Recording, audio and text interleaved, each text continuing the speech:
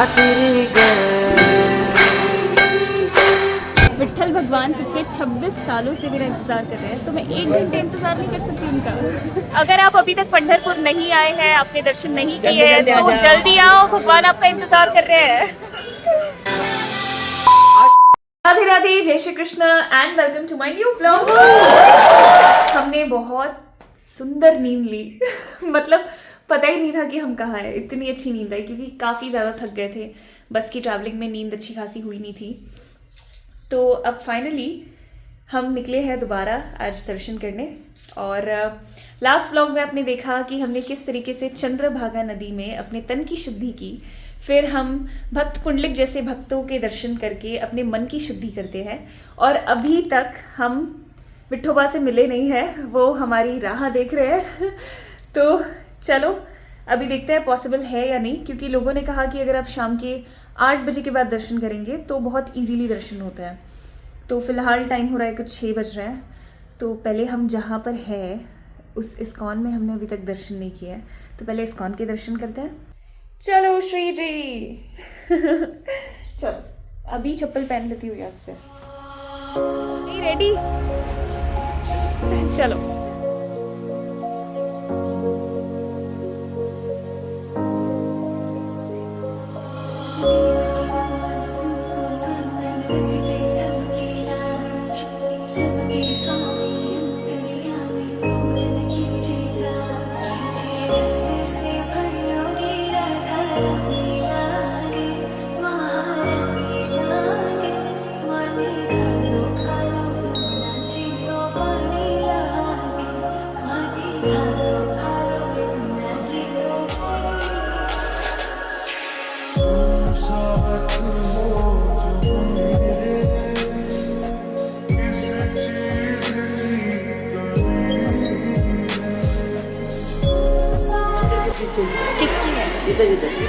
Round मार के आ जाना। आई मुझे बता रही है कि जहाँ हम राधा कृष्ण को देख रहे हैं उसके ठीक पीछे जब हम परिक्रमा करते हैं वहाँ पर विट्ठल और रुक्मिणी जी के दर्शन हैं। तो चलिए देखते हैं। उखल लीला ठाकुर जी को मैया ने उखल से बांध रखा है।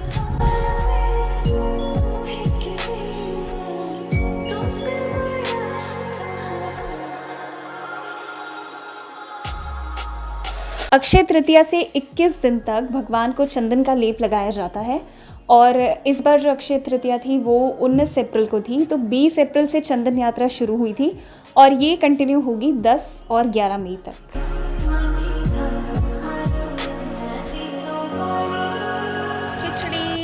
खिचड़ी लेकर आई। और अब हम पहुंच चुके हैं पंढरपुर की इस यात्रा की सबसे पवित्र क्षण पर, श्री विट्ठल रुक्मिणी टेम्पल, जहां भगवान सिर्फ भगवान नहीं है, माउली है। यहाँ विट्ठल को माउली कहा जाता है। माउली यानी माँ, क्योंकि यहाँ भगवान अपने भक्तों से वैसे ही प्रेम करते हैं जैसे एक माँ अपने बच्चे से करती है। बिना शर्त, बिना सवाल, जो भी मांगो बस प्रेम से दे देती है। कहते हैं यहाँ एक बहुत सुंदर भाव है, विट्ठल माँ जैसे है और रुक्मिणी पिता जैसे। माँ अपने बच्चे को देखकर कहती है, ले लो जो चाहिए ले लो, लेकिन पिता सोचते हैं, समझते हैं। पंढरपुर में प्रवेश करते समय एक और बहुत सुंदर परंपरा दिखाई देती है। मुख्य दर्शन से पहले कई भक्त सबसे पहले भगवान श्री कृष्ण के छोटे मंदिर में प्रणाम करते हैं, मानो पूरी यात्रा की शुरुआत कृष्ण नाम से हो रही हो। और फिर वही प्रेम आगे चलकर विट्ठल दर्शन में बदल जाता है, मानो पूरी यात्रा की शुरुआत कृष्ण नाम से हो रही हो और फिर वही प्रेम आगे चलकर विट्ठल दर्शन में बदल जाता है।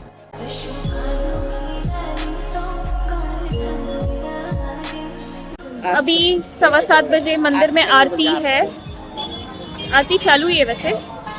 और बोल रहे कि आई सीनियर सिटीजन है तो उनको डायरेक्ट दर्शन होंगे और उनके साथ एक जन को जाना होता है, तो फिर मेरे दर्शन उनके साथ ही हो जाएंगे। तो कह रहे लेकिन आपके 20 मिनट में दर्शन हो जाएंगे, चरण दर्शन होंगे डायरेक्ट। तो चलो कोशिश करते हैं, देखते हैं मतलब कैसे होता है। जब आप श्री विट्ठल रुक्मिणी मंदिर के दर्शन के लिए जाते हैं तो वहाँ सिर्फ एक मंदिर नहीं दिखता, वहाँ भक्ति चलती हुई दिखाई देती है। कोई विट्ठल नाम जपते हुए आगे बढ़ रहा होता है, कोई नंगे पैर तपती ज़मीन पर चल रहा होता है, और कुछ भक्त ऐसे भी होते हैं जो अपने पूरे शरीर को भूमि पर समर्पित करते हुए दंडवत करते करते आगे बढ़ते हैं। मैंने भी वहाँ एक ऐसे ही भक्त को देखा। वो केवल चल नहीं रहे थे, वो भूमि पर लौटते हुए हर विश्वास के साथ विट्ठल विट्ठल का स्मरण करते हुए आगे बढ़ रहे थे। उस क्षण समझ आया कि पंढरपुर केवल दर्शन की जगह नहीं है, यहाँ लोग अपने अहंकार को मिटाने आते हैं। ये केवल शरीर की तपस्या नहीं होती, ये पूर्ण समर्पण का प्रतीक होता है।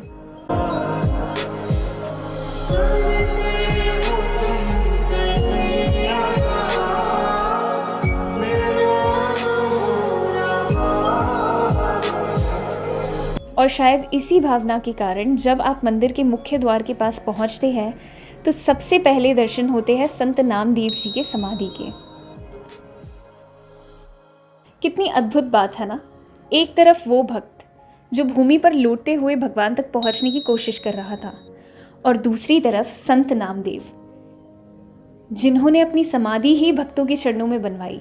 संत नामदेव जी ने भगवान से यही इच्छा प्रकट की थी कि उन्हें मंदिर के प्रवेश द्वार पर स्थान मिले, ताकि भगवान के दर्शन करने आने वाले हर भक्त के चरण की धूल उन्हें मिलती रहे। यानी जहां दुनिया भगवान के सबसे करीब बैठना चाहती है, वही नामदेव जी ने भक्तों के चरणों में बैठना चुना। तो आइए जानते हैं इस दिव्य संत के बारे में। कहते हैं संत नामदेव जी की माता बचपन से ही अत्यंत निर्मल और भगवत प्रेम में डूबी हुई थी। एक दिन उन्होंने अपने पिता से पूछा कि उनका पति कौन है। उनके पिता ने सहज भाव से कहा, तुम्हारा पति स्वयं श्री विट्ठल भगवान है। और बस उसी क्षण से उन्होंने भगवान विट्ठल को ही अपना सर्वस्व मान लिया। समय बीतता गया, उनकी भक्ति और समर्पण इतना गहरा हो गया कि एक दिन उन्होंने भगवान से एक पुत्र की कामना की, और कहते हैं भगवान ने उनकी गोद भर दी। जब संत नामदेव का जन्म हुआ तब समाज ने प्रश्न उठाए। लोग उनकी माता के चरित्र पर उंगली उठाने लगे, लेकिन जब उनके पिताजी ने उनसे सत्य पूछा तब उन्होंने शांत भाव से कहा कि वह पूर्णतः पवित्र है और ये बालक स्वयं विट्ठल भगवान की कृपा है। और सबसे सुंदर बात, उनके पिताजी ने उनकी बात पर संपूर्ण विश्वास किया। उन्होंने समाज की बातों पर नहीं, अपनी बेटी की पवित्रता पर भरोसा किया।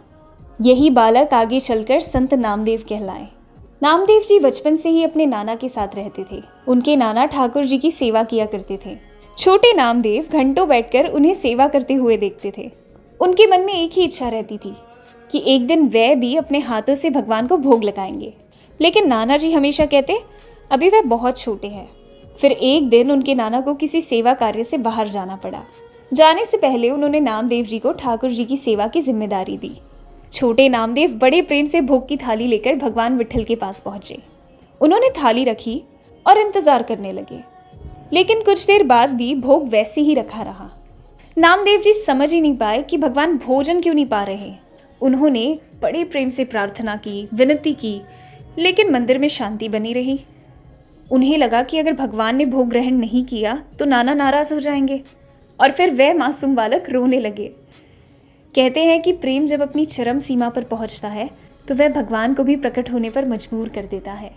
नामदेव जी ने बाल सुलभ हट में एक छुरी उठा ली और कह दिया कि यदि भगवान भोजन नहीं करेंगे तो वह अपना सिर काट देंगे। और तभी मंदिर का वातावरण बदल गया।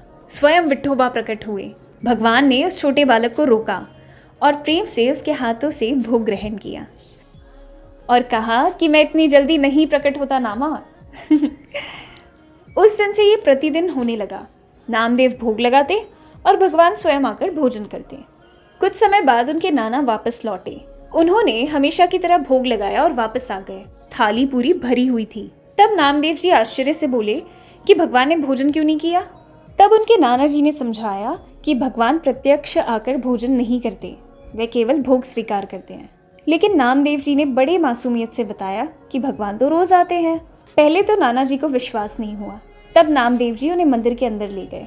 उन्होंने भगवान को पुकारा, लेकिन इस बार भगवान प्रकट नहीं हुए। तब वही बालहट, वही प्रेम, वही आंसू, और अंततः भगवान विट्ठल को फिर प्रकट होना पड़ा। उस क्षण उनके नाना जी समझ गए कि ये कोई साधारण बालक नहीं, ये तो स्वयं भगवान का अंश है।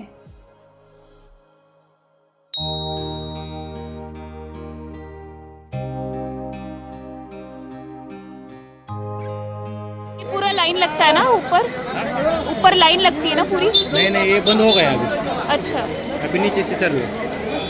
कृष्णा कृष्णा कृष्णा कृष्णा हरे कृष्णा कृष्णा।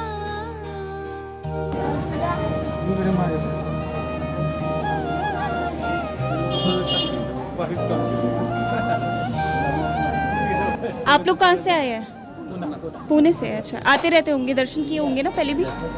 चलो, मैं तो 26 सालों में आई हूँ, क्या आप आए हैं? कमेंट करिए। So carrying mobile phones inside the temple is strictly prohibited. तो आप सोच रहे होंगे मैं ये शूट कैसे कर रही हूँ। एक्चुअली क्या हुआ, मैं अपना फ़ोन जमा करके आई हूँ, यहाँ मैंने क्यू में किसी का फ़ोन लिया है ताकि आपको मैं दिखा सकूँ कि किस तरीके की लाइन होती है। और बहुत से लोगों से जब मैंने पूछा कि लाइन कैसी होती है, तो हर किसी ने मुझे बताया कि 1-1.5 घंटे आपको इंतज़ार करना पड़ेगा। तो मैंने कहा विट्ठल भगवान पिछले 26 साल से मेरा इंतज़ार कर रहे हैं, 1 घंटे इंतज़ार नहीं कर सकती उनका। आई दूसरे द्वार से चली गई और मैं यहाँ पे आई हूँ। यहाँ से बहुत पास से, उनके नज़दीक से दर्शन होते हैं। और एक गेट है जो मंदिर के वो साइड आता है, वहाँ पे आपको दूर से दर्शन होंगे। तो मैंने कहा अब इतने दूर से मैं आई हूँ तो एकदम पास वाले दर्शन लूँगी, है ना। और एक चीज़ मुझे बहुत अच्छी लगी यहाँ की, वो ये है कि यहाँ पे ना जो लाइंस का सीढ़ी है इसको ऊपर कर रखा है। तो हाय, ये मुझे कब से देख रही है, हाय करो। तो इन्होंने ये चीज़ अच्छी की है कि नीचे आप ट्रैफिक जैम नहीं कर रहे और ऊपर से ही लाइन लगती है। तो ये बहुत अच्छा है यहाँ पे। और मैंने अपना फ़ोन है ना यहीं पे जमा किया है, नीचे कहीं पे। शायद मेन द्वार आ गया ना मंदिर का, पास ही और लंबा है। अच्छा, 15-20 मिनट बस, कम है। पता है आपको, जब मैं श्री रंगनाथ स्वामी टेम्पल गई थी वहाँ पे नहीं भी तो हम 6-7 घंटे हमने दर्शन के लिए मतलब लाइन लगाई थी। So this is still fine. लोग कह रहे थे बहुत भीड़ है, बहुत लंबी लाइन लगती है, आई थिंक सही है। फोन तो है नहीं, श्री जी का नाम लेंगे, ठाकुर जी का नाम लेंगे।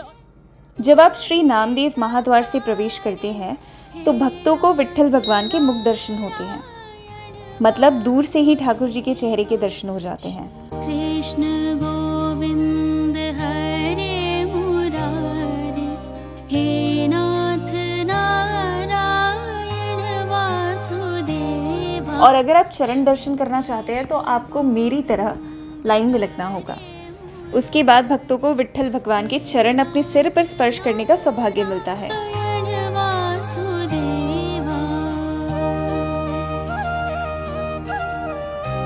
और पंढरपुर की सबसे खास बात यह है कि विट्ठल भगवान और रुक्मिणी माता एक साथ नहीं विराजमान है।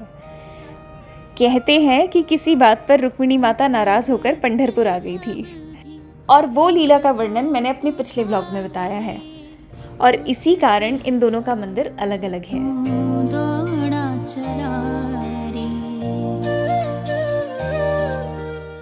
हो गए बहुत सुंदर दर्शन, बहुत अच्छा लगा ना। भगवान को इतना सुंदर चंदन का लेप लगा रखा था, रुक्मिणी मैया को लगा रखा है, और दर्शन करके एकदम शांति, बहुत सुंदर अनुभव है। अगर आप अभी तक पंढरपुर नहीं आए हैं, आपने दर्शन नहीं किए हैं, तो जल्दी आओ, भगवान आपका इंतजार कर रहे हैं। एक्चुअली क्या हुआ ना, आई को मतलब अंदर एंट्री मिल गया था। अब मैं ना आपको एक्सप्लेन करती हूँ, 2 टाइप के दर्शन होते हैं, तो ये हम डिस्कस करेंगे। अभी चलते हैं, है ना। मुख दर्शन के बहुत अच्छा होगा। हाँ, मुख दर्शन पर चरण दर्शन किए ना, ठीक है। चलो हम बताएंगे, ये आपको रूम में जाके पाँव कितने नरम है, बड़ा है, मुरली के पाँव देखे। मैं चल के आती हूँ। हाँ हाँ ठीक है, थैंक यू थैंक यू। अच्छे, इन्होंने कहा ड्रॉप कर देंगे आई को, मैं चल के चली जाती हूँ। बाकी दर्शन का जो एक्सपीरियंस है वो मैं आपको बताऊंगी। ये बच्चों ने पूरे लाइन में इतने सवाल किए मुझसे, है ना। अब तो हाय कर दो। Hi bye. दर्शन कैसे हुए? अच्छे हुए, मजा आया? चलो बाय। कितने सारे सवाल किए इन लोगों ने। दीदी आप कहाँ से हो, आप कब आए, आपको इंग्लिश आती है?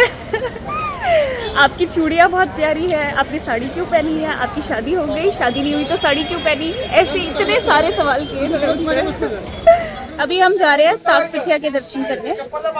इसकी भी बहुत सुंदर प्रसंग है, तो आप एक बार प्रसंग सुन लो। मुख्य मंदिर के पीछे एक और छोटा लेकिन अत्यंत भावपूर्ण स्थान है, ताक पिठिया विट्ठल। पहली बार इसका नाम सुनकर शायद समझ ही ना आए कि ताक पिठिया का अर्थ क्या है।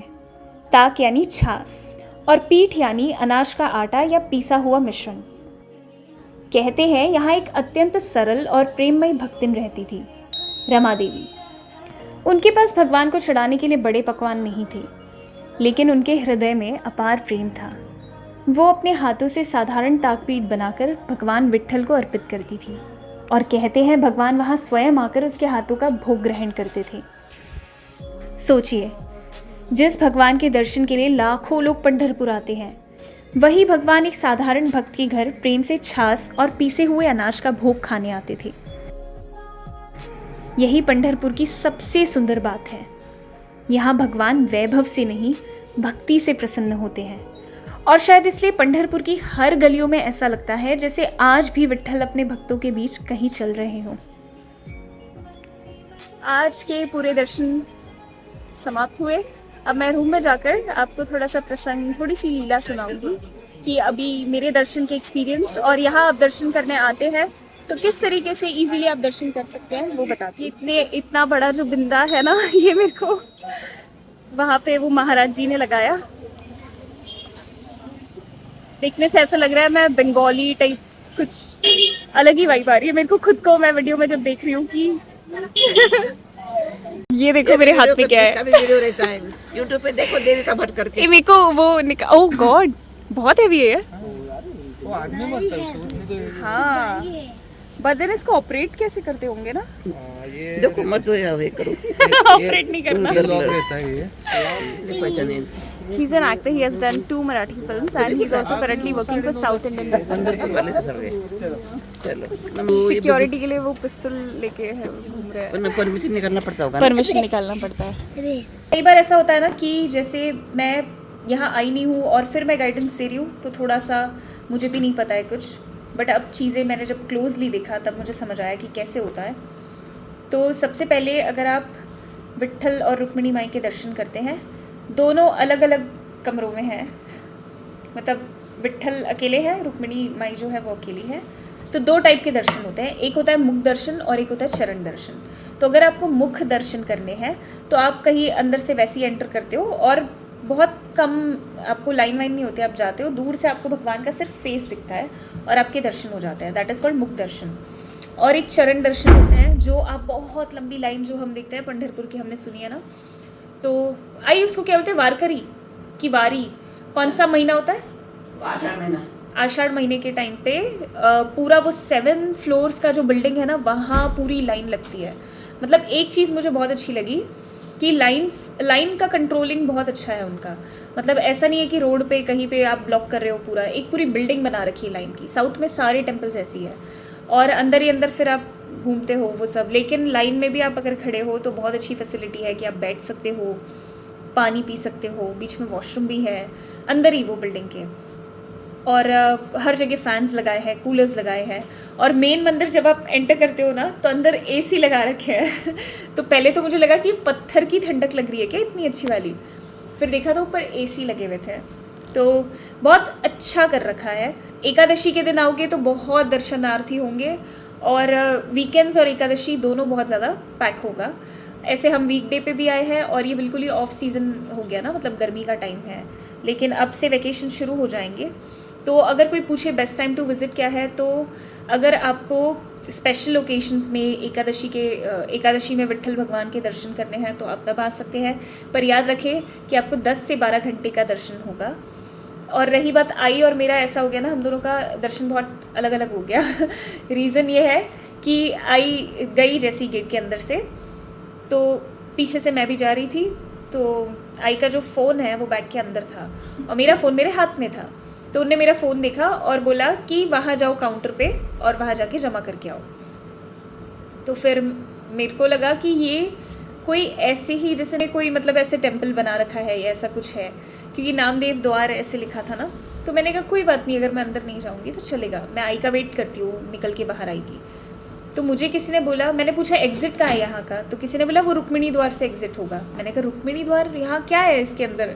तो मुझे 15 मिनट बाद पता चला कि ये ही मेन टेम्पल है, हम मेन टेम्पल के अंदर घुस रहे थे। तो मैंने सोचा अब क्या करूँ, फ़ोन मैंने जमा करवाया। फिर सोचा अगर मैं यहाँ से जाती हूँ तो आई तो पता नहीं अंदर भीड़ कितनी होगी, कैसी होगी, आई चली गई होगी अंदर। तो मैंने सोचा कि अब यहाँ से दर्शन के इससे मुझे किसी ने बोला गेट पे कि आप है ना चरण दर्शन करो, यहाँ से सिर्फ मुख दर्शन होगा, दूर से होंगे दर्शन। तो बोलते हैं लेकिन अगर आप चरण दर्शन करोगे तो आपको बहुत लंबी लाइन लगानी पड़ेगी। मैंने कहा कितनी लंबी? कहते 1 घंटा। मैंने कहा बस क्योंकि क्या है ना कि साउथ इंडिया में हमने 8-8, 9-9 घंटे भी वो किया हुआ है। तो मुझे था कि और भगवान इतने सालों से मेरा यहाँ आने का इंतज़ार कर रहे हैं, ऐसे मैं कह सकती हूँ, तो ये मैं 1 घंटे नहीं वेट कर सकती उनके दर्शन के लिए। तो मैंने कहा चलो फिर अब यही करूँगी मैं कि पीछे वाला ही लाइन लेके वहाँ से दर्शन करूँगी। और इतना आनंद आया, बहुत इजीली हो गया, मतलब वहाँ कुछ पता नहीं चला। मैं तो चैंट कर रही थी, वो बच्चे थे, वो मुझसे बहुत सारे सवाल कर रहे थे, वो बहुत एक्साइटेड थे मुझसे बात करने के लिए। तो आपको चरण तक भगवान के स्पर्श करने देते हैं। भगवान को पूरा यहाँ तक ऊपर पूरा चंदन लगा रखा था। अभी ये चल रहा है ना चंदन का, मैंने आपको बताया ना कि क्यों होता है। तो आई होप आनंद आया। और अच्छा है कि यहाँ शूटिंग, मोबाइल ये सब अलाउड नहीं होता, ताकि आप सब खुद आए यहाँ पे दर्शन करें और भगवान को स्वयं अपने आँखों से देखें। बहुत वैभव होता है यार भगवान का खुद का अपना इतना वैभव है, मतलब अच्छा लगता है देख के। तो चलो ये व्लॉग यहीं पे एंड करते हैं। दीदी और जीजू के एक मित्र है, हम उनके घर जाएंगे, उनके गांव जाएंगे। क्या है आई जगह का नाम? जगह का नाम क्या है? वो कहाँ रहते हैं? आरवड़े जाएंगे हम कल, ठीक है। चलो राधे राधे, जय श्री कृष्ण, मिलते हैं अगले व्लॉग में, बाय।